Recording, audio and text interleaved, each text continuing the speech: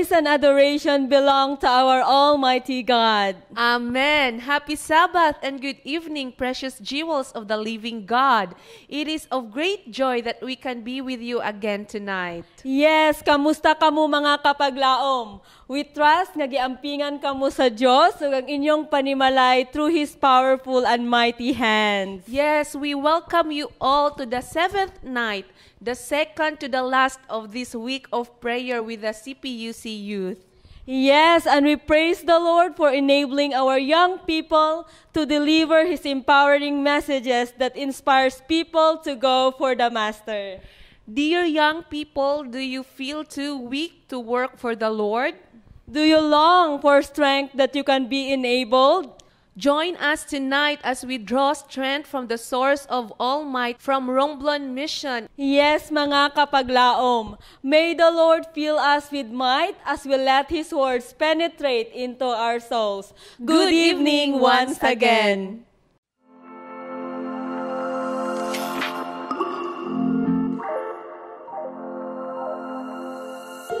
Happy Sabbath po mga kapatid! At tayo po ay nasa ikapitong araw na po, gabi ng ating week of prayer. At bago po tayo magsimula sa ating pong week of prayer, o pagpapatuloy, tayo po muna ay manalangin. Let's pray. Father in heaven, i-humble niyo po kami sa oras na ito. Pagkaloban kami ng wisdom at knowledge na galing sa iyo. Hiniling ko rin po, Panginoon, na naway ang banal na Espiritu ang siya naming maging guro at bigyan kami ng teachable spirit na kagaya ng mga bata ay kami matuto at willing na makinig sa iyo. Panginoon, patawarin kami kung saan kami nagkulang at nagkasala. Ito lamang po aking hiling at dalangin sa pangalan ni Jesus na aming tagapagligtas. Amen. Uulitin ko po, ang title ng ating babasahin ngayon ay Ako ay palakasin mo at ako ay hahayo. Sabi po dito, lahat tayo ay nakakaranas ng takot. Wala pong exemption. Maging bata, matanda, at lahat po, maging mga leader, teachers, at mga bayani, ay nakakaramdam at meron pong kinakatakutan at nakakaranas rin po ng pagkatakot. May mga na-mention po dito na nakaranas po na-mention po dito na kung ano yung kanilang mga kinakatakutan at kung sino-sino sila. Sabi po dito, si Caesar Augustus, na dakilang emperor ng Roma po, takot po siya sa dilim. At si Napoleon Bonaparte po, takot po siya sa pusa. Si Richard Nixon ay takot sa ospital. At si George Washington po ay takot na mailibing na buhay. So, sino po ba ang gusto o hindi matakot kung ikaw ay lilibing ng buhay? Si Johnny Depp po ay isang aktor na naging bida sa isang pelikula na kumita ng malaking mga nakalipas na mga taon. So, siya po ay takot sa payaso or clowns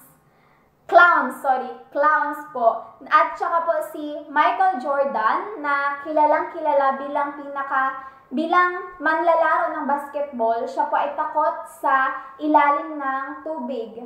At si Oprah Winfrey po, isang pinakadakilang babae sa buong mundo, siya po ay takot sa mga paggawa ng desisyon. Takot po siya sa pagdesisyon o paggawa ng any decisions sa kanyang buhay.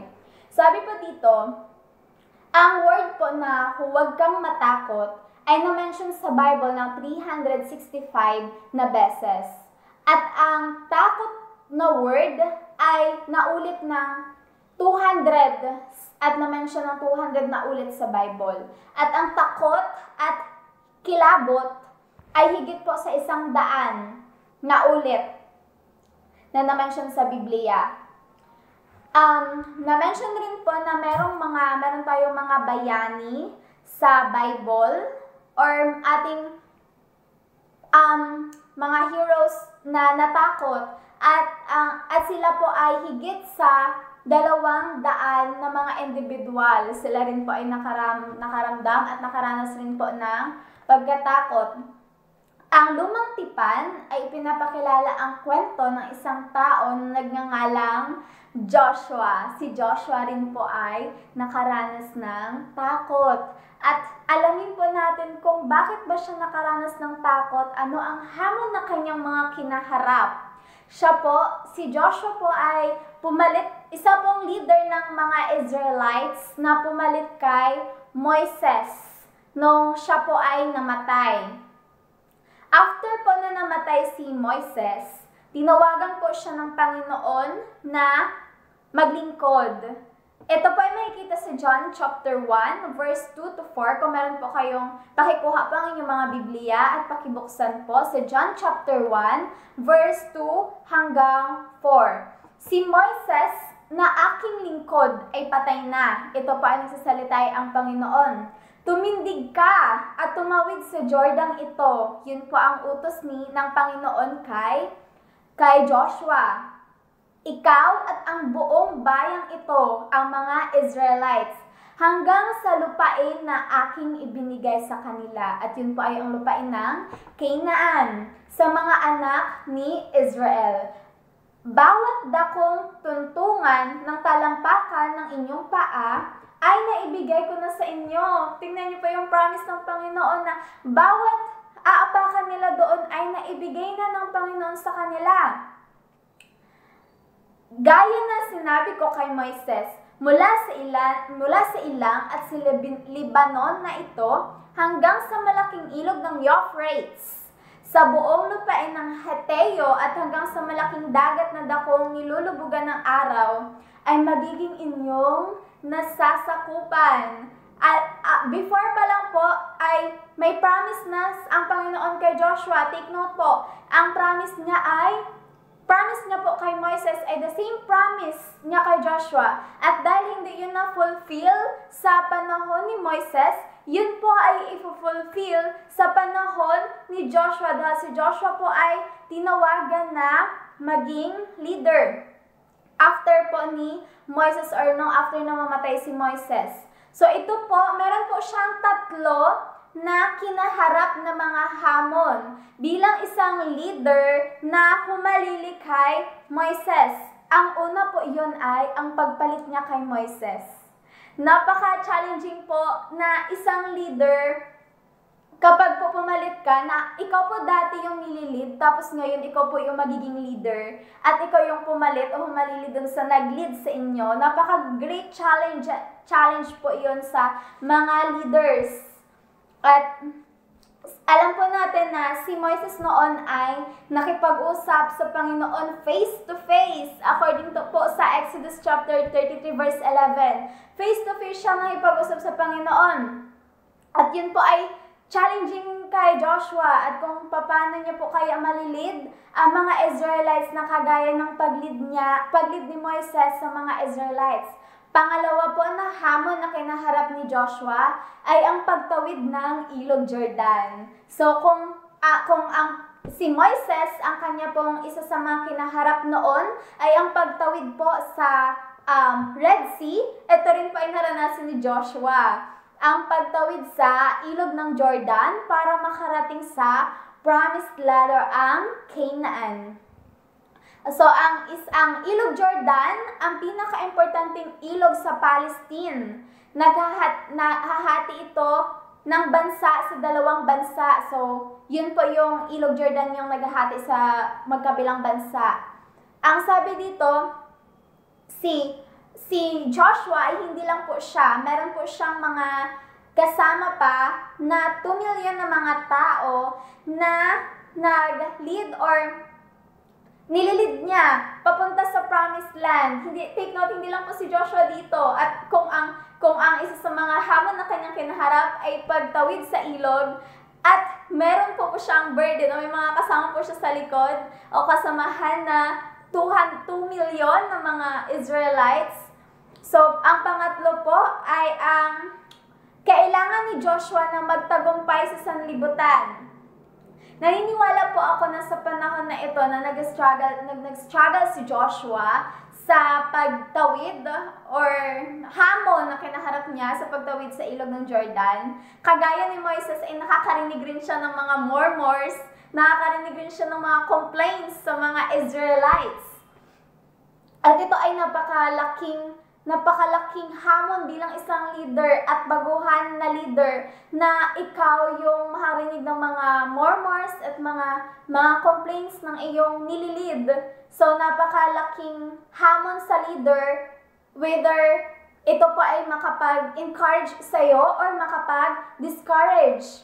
Pangatlo po, sabi nga doon, matagumpay sa sanlibutan. Sabi dito, ang Canaan o ang lugar ng Canaan ay napapalibutan or ang kuta na napapadiran. Talaga po matataas ang pader doon, matataas na makakapal na kahit po magbagyo or kahit po maglindol. Hindi po talaga yon magigiba sa tibay rin po ng foundation na meron sila. Ang ilog po, bukod po sa tayong leaders, bukod po doon, ang ilog po ng Jordan, ito po ay nag-uumapaw na tubig ng ilog. So, nag-uumapaw po yung tubig doon sa ilog ng Jordan. At ang isa sa mga kinakaharap nila kung paano nila yung tawirin. Lalo tigit po kung yun ay lampas tao or talaga napakalalim at ang kasamahan po ay 2 million. Paano niya maiisa-isa yon ng tawid ni Joshua? So, napaka-challenging po. At during the time, nakaranas po si Joshua ng pagkatakot. Ang takot, kaparehong takot ng isang ina, ang naranasan niya po na takot ay kaparehas ng isang ina na mag-aalaga sa kanyang mga takot, sa kanyang mga anak na mag-isa. Isipin niyo po iyon, isang takot ng ina, ay takot ng isang ina. At isa po ay nakaramdam siya ng takot na gaya ng nararamdaman ng isang estudyante na walang pambayad sa pag-aaral sa kolehiyo. Nakaramdam siya ng matinding takot ng pagkabigo. Ngunit sa paghipo ng takot sa pintuan ng kanyang puso, at ano po yung humipo sa kanyang puso, iyon po ay ang salita ng Diyos. Dumating po ang salita ng Diyos na nagsasabi na, magpalakas ka at magpakatapang na mabuti. Ito po ay makikita sa Joshua chapter 1 verse 6 to 9 na nag-promise ang Panginoon na magpalakas ka at magpakatapang na mabuti. Ito po ay utos ng Panginoon kay Joshua, sapagkat ipapamana mo sa bayang ito ang lupain na aking ipinangakong ibibigay sa kanilang mga ninuno. So, yan po yung promise ng Panginoon. Sa panahon ni Joshua ay kanya pong ipapamana na sa mga Israelites ang in-promise niya sa panahon pa ni na Abraham. Gawin mo ang ayon sa lahat ng kautosang inuutos sa iyo ni Moises, na iyo aking lingkod. Ito po, sabi dito ay, huwag kang liliko sa kanan o sa kaliwa, upang ikaw ay maging matagumpay saan ka man pumunta. So yung promise ng Panginoon kay Joshua ay the same promise na meron tayo o dapat nating panghawakan ngayon pag nakakaramdam tayo ng takot. Sabi ng Panginoon sa atin, huwag kang titingin sa kaliwa o sa kanan. Sabi ng Panginoon ay mag-focus ka sa akin. Upang ikaw ay maging matagumpay kahit saan ka pumunta. What a promise, a powerful promise. Ang aklat na ito na kautusan ay huwag alisin sa iyong bibig, kundi ito ay iyong pagbulay-bulayan araw at gabi, upang iyong masunod ang ayon sa lahat ng nakasulat dito, sapagkat kung magkagayoy iyong pagiging hawain ng iyong lakad, at magtatanong ka ng tagumpay. Wow, nag-promise ang Panginoon na ikaw ay magiging matagumpay. Hindi ba't inutusan kita? Ikaw ay magpalakas at magpakatapang na mabuti. Inulit po ulit, magpakalakas at magpakatapang na mabuti. Sa Bible po, kapag inuulit ang word na yon, ibig sabihin yun po ay ini-emphasize o napakahalaga na mensahe na kailangang bigyang pansin. Sabi dito, huwag kang matakot ni manlupaypay, sapagkat ang Panginoon mong Diyos ay kasama mo saan ka man pumaroon. Wow! So, So, habang pong kanyang kinakaharap ang mga pambihirang mga hamon, sinabi ng Diyos kay Joshua na huwag kang matakot. So, kabila ng kanyang mga naranasan ay naroon ang promise ng Panginoon na kanyang pinakahawakan. At yun ay, huwag kang matakot dahil ang Panginoon ay sa kanya at nasa kanya. Ito po ang nagbigay rin po ng tatlong natatanging katiyakan na makakatulong upang mapanagumpayan ang takot at pagkabigo. Ulitin ko po, may 3 ditong katiyakan na makakatulong po para matagumpayan ang pagkatakot at pagkabigo. Ito pa ang unang promise ng Panginoon. Ang una po ay garantiya, ibinigay ng Diyos sa kanya ay kasiguraduhan ng kanyang mga pangako. Kung yun po ay ibinigay kay Joshua, yun po yung number 1 na promise na kailangan nating i-claim na nag-promise na ang Panginoon. So, why we still need to be afraid or na patuloy na matakot or mag-worry kung ang promise ng Panginoon ay binigay niya na sa'yo. Sabi doon ay meron ng kasiguraduhan sa promise ng Panginoon. Dapat nating antayin na Panginoon ang mag-fulfill kung ano yung kanyang in-promise.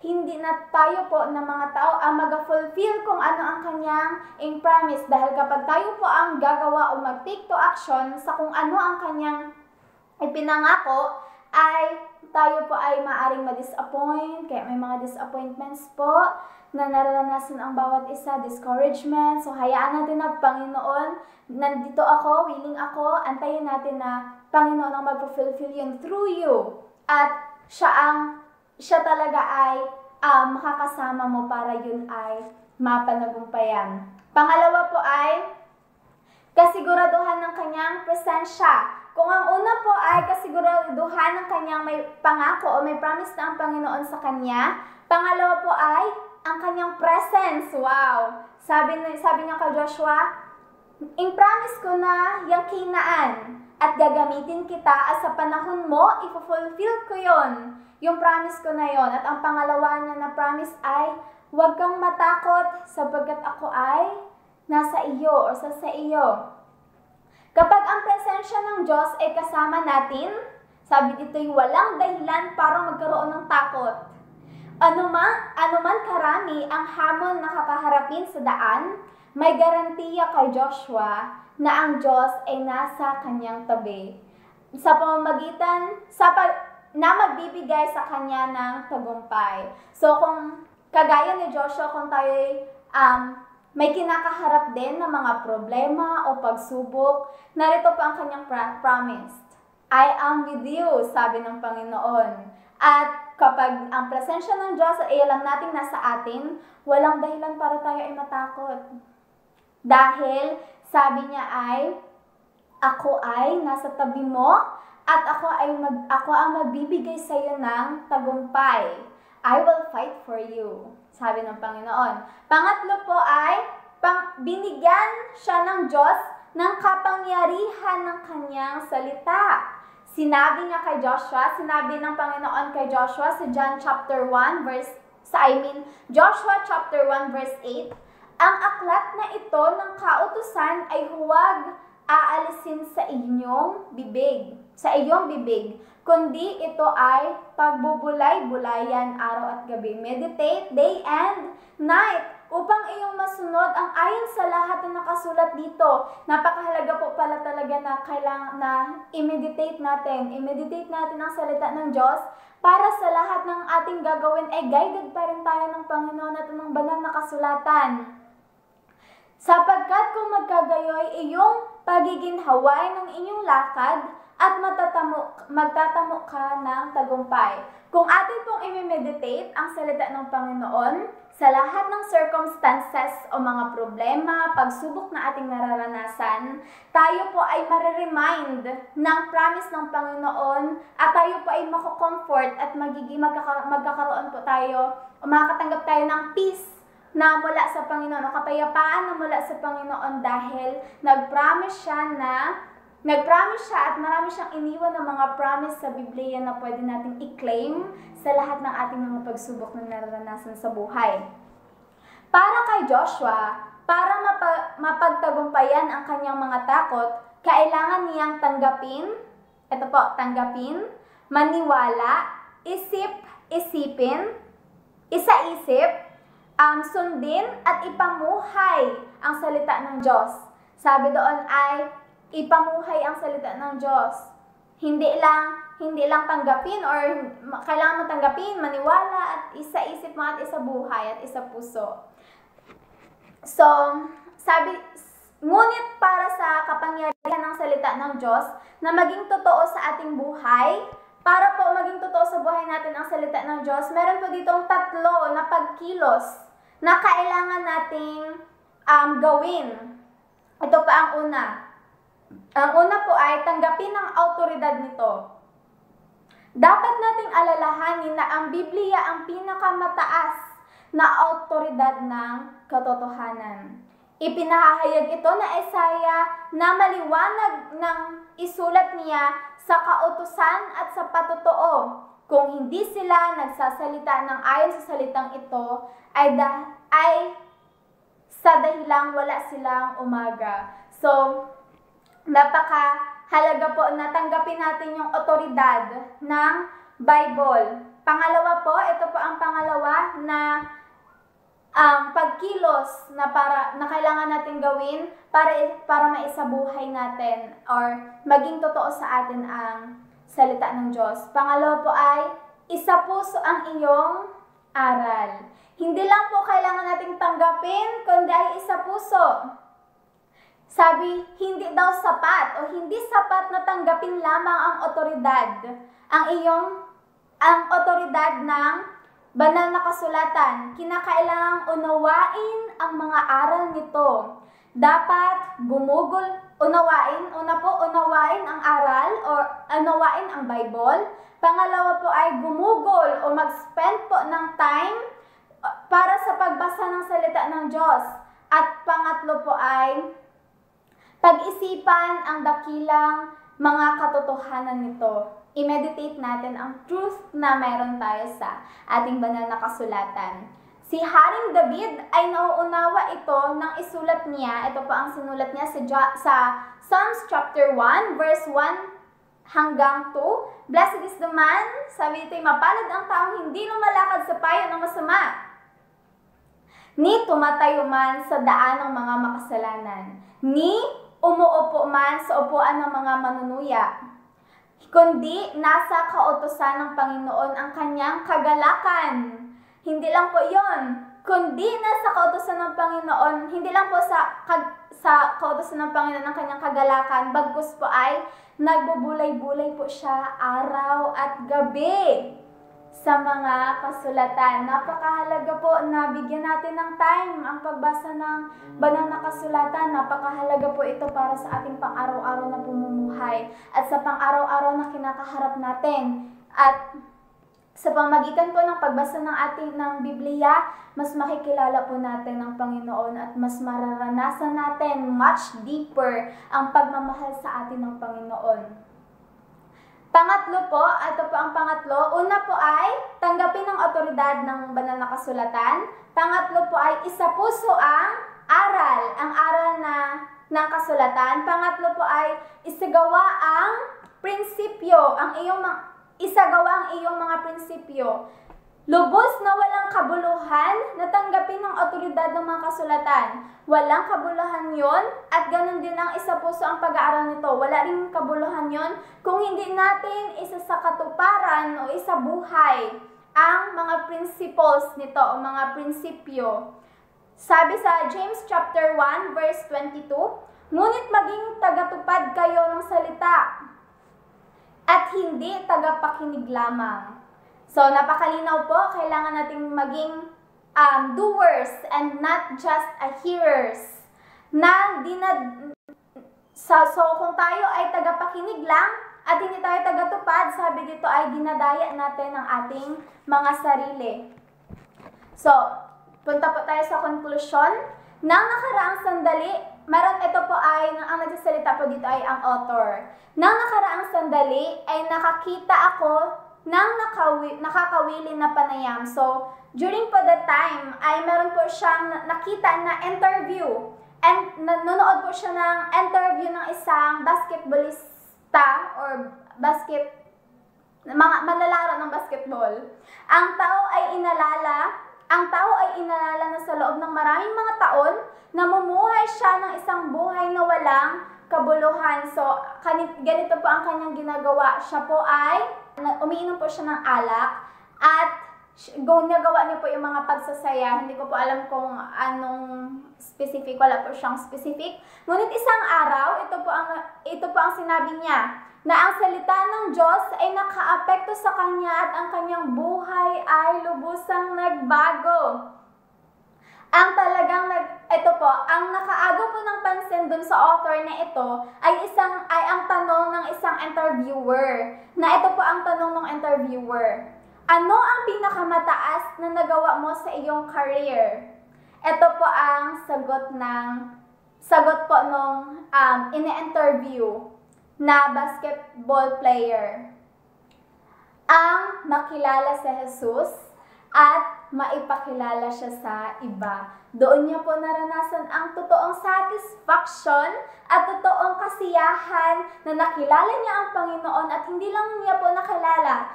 Ang ginawa niya po ay ipinakilala niya rin po ang Panginoon na nakilala niya sa ibang tao. Wow! Mga kaibigan, kapag ang kapangyarihan ng salita ng Diyos ay nagkaroon ng epekto mismo sa ating mga sariling buhay, tayo ay mapapatlakas at magsasabing ang dakilang bagay na ating nagawa ay ang maipakilala sa Jesus sa iba. So, if we respond or kung talagang nalaman po natin, na-experience po natin ang Panginoon, ang pagmamahal niya sa atin, at lahat ng sakripisyo niya na ginawa, at sa lahat po ng efforts na ginagawa niya sa atin mula pa sa langit hanggang siya ay pumunta dito sa lupa at maging ngayon sa heavenly sanctuary or kanya pong pagministeryo sa atin, pagiging intercessor, kung talagang nauunawaan natin kung ano yung efforts na mga ginagawa niya hanggang sa ngayon at patience niya sa atin, naniniwala po ako na kagaya nitong interviewer na nakilala niya ang Panginoon, tayo rin po ay mapaparesponse ng Lord, I will go. Nawa po, patuloy nating bulay-bulayan at danamin ang salita ng Panginoon, ang pagmamahal ng Panginoon, na parang siya mismo ang nagsasalita sa atin. Kung palagi natin lagi, araw-araw, gabi-gabi nating isipin at bulay-bulayan ang pagmamahal sa atin ng Panginoon. Kung ano ang ginawa niya sa sakripisyo niya, simula pa nung una hanggang sa ngayon na ginagawa niya, ay mas malalo pang mapapaigting yung desire natin na paglingkuran siya at hindi lang po iyon. Tayo po, naniniwala ako na automatic mapaparesponse tayo na, Lord, because you love me, because you strengthen me, Lord, here I am, I will go. Nawa, ang maging prayer natin ngayon ay, Lord, here I am, send me. Lord, send laborers to your vineyard, and you have my permission to begin with me. Nawa po'y na-bless tayo sa mensahe na ating napakinggan ngayong gabi dahil nangako ang Panginoon na if you will go, I will strengthen you and I will be with you no matter what at anuman po ang kahaharapin mong mga pagsubok. Kung ito man po ay maliit man o malaki, huwag ka pong mag-alala at matakot dahil nag-promise ang Panginoon na ako ay isa sa iyo at hindi kita pabayaan ni iiwan man. Amen! Mga kapaglaom, we praise God for His message for us tonight. Yes, and we also thank God for your presence tonight, friends, brothers, and sisters. It's also a wonderful blessing to know that you are with us as we grow in the Lord through His precious words. Certainly, kapag laomersa, we believe that God has worked through His words in our hearts, making us more prepared and willing to work for the salvation of humanity. Amen kapag laom jay. And friends, do you feel your need of spiritual empowerment to work for the Lord? Does your heart yearn for such vigor to go? Join us tomorrow night on the last presentation of this week of prayer with its subject, Lord, Empower Me and I Will Go, with Sister Micaela Gail Sanchez. And mga kapaglaom, we are again encouraging you to be partaker of this ministry by sharing our episodes with your friends that they too may find courage to go for the Master. And again, for your concerns and prayer requests, you may reach us through our hotline numbers on your screens. And for our friends, brothers, and sisters who are joining us through the radio, we'll be reading our contact numbers so you can also reach us. Yes, for Globe and TM users, we have 0916-361-3777. I will repeat, 0916-361-3777. Ug alang usab sa atong mga smart and talk and text subscribers, you can reach us through 0961-811-3777. Ako ang usbon, 0961-811-3777. Again, daghan kaayong salamat mga kapaglaom for growing in the strength of the Lord with us. When God calls, may we always respond, Lord, I will go.